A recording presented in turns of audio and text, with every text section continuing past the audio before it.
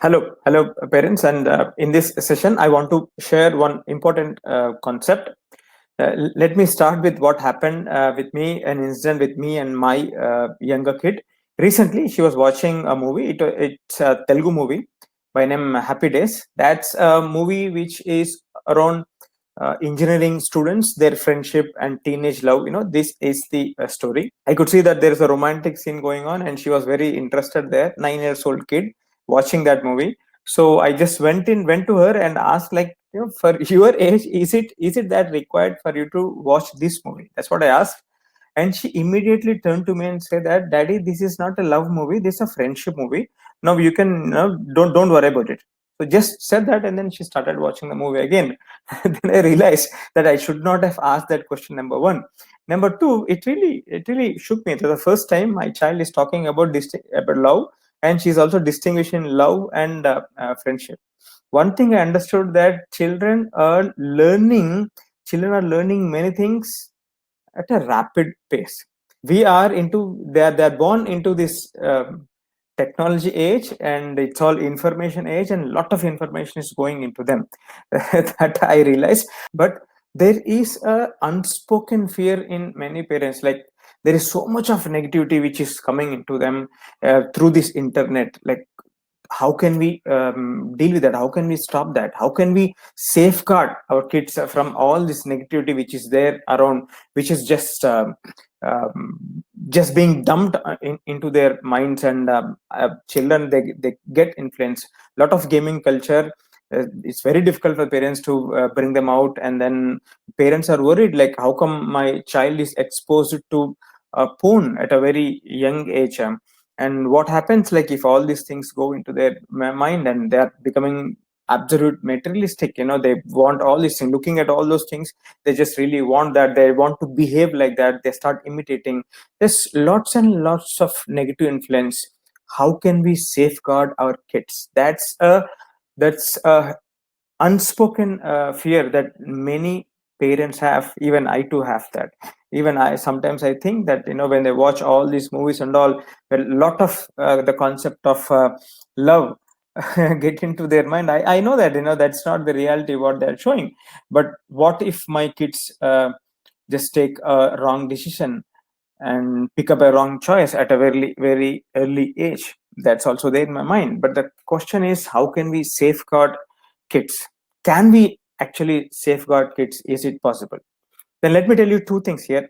First, they are born into this information age, and we cannot stop information coming into their world.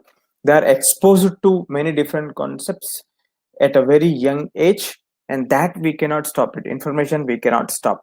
Even, you can't, if you think that, how come my child gets exposed to or gets in contact with bad company, how can I stop that? It may not be possible stopping this negativity reaching the children. I don't think it is possible. Anyways, that will reach them. We can't stop it. But there is one more thing that what we do, and most of the parents ignore this. Whenever parents see that the child is maybe addicted to gaming or watching something or getting into a bad company, many, or if they realize that the child is learning foul language from peers, immediately parents jump in and they try to explain what is right and what is wrong. What is it and what caused it to happen. You went to that, that is the reason. That's why you are imitating like this. That's why you're talking like this. I think this is what made it to happen. This is not right. uh, this is wrong and that is right. This is good and that is bad. We try to tell kids, we try to explain kids. I think, uh, teaching children what to think is not that important. I think teaching children how to think is important.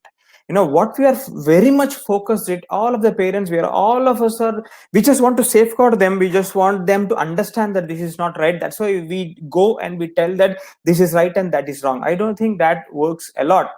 Instead, if we can focus on developing their thinking ability, developing how to think.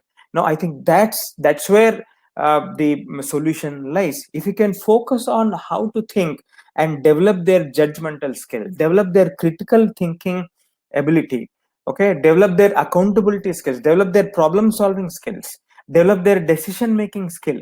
I think that will safeguard our kids if they are armored with that, if they are empowered with those skills. I think with that they can decide, even if they come in contact with foul language, or come in contact with something, or watching or pornography, or if they come in contact with a bad habit, or if they come in contact tomorrow with some alcohol, or out of that peer pressure with drugs, even if that happens, if they have their their their judgmental skill is developed uh, well, and if their critical thinking skill is developed, if you can just think and understand and decide for themselves what is right and what is wrong, I think that's where we can safeguard our children, and that is what is required. And how can we do that? It's simple. It's like, the key is in our day-to-day conversation. Whenever we are uh, talking, whenever we are communicating with our kids, let's think, what is that we are doing? Are we just telling them what to think, or just are we stimulating their thinking process? See, the rational thinking is the function of a prefrontal cortex, which is just here, right behind our forehead. Prefrontal cortex, that's where all the rational thinking and empathy, all those things come. And how can we stimulate that? Just by asking questions. Now stop telling and start asking. Even a small thing, if your children, they're fighting, both siblings are fighting, instead of you going and you telling what is right and what is wrong, who is right and who is wrong, give that power to them. Give that option to them to think and decide what is right and what is wrong. You decide, you think, how can you deal with this problem? That is your problem, you take care of that. They're not doing good in mathematics, the grades are falling. You go and ask the child, instead of you telling where are you going wrong, you're not working hard, you're not spending that much time, you're not focusing. Instead of you telling, you sit down and ask your child what is happening with mathematics. You think that you know very well, it's your subject, it, like, where lies the problem? Are you finding it difficult to understand that, or is there a lacuna in workout? Do you need to spend more time here? Ask them, let them think, stimulate their thinking process. Okay, through this they will start thinking, and they try to find solutions to their own problems. Give that power to them. When you give that power, they'll take that responsibility. They start thinking, they start figuring out solutions to their problems. That problem solving skill will be developed, that decision making skill will be developed. If that wisdom, that judgmental skills, if that accountability skill is developed, and that's where we can relax. Wherever they are, they can decide it for themselves. So let us make our children independent thinkers. Let us give that opportunity. Every day we have this opportunity. When a kid is waking up late, or they're watching a lot of screen time, every challenge is an opportunity for us. There's a zen proverb. The zen proverb says that obstacles are not the blocks on the path, obstacles are the path. The challenges that we are facing with children, if you can sit down and you just partner them here, and then give them that power, give them that space, give them that opportunities to think and find out their own answers. That is the biggest gift that we can give to our kids, and that will safeguard our children from all this negativity. So think about it, parents. Where is your focus? Are you focused on telling your child what is right and what is wrong? It's like what to think.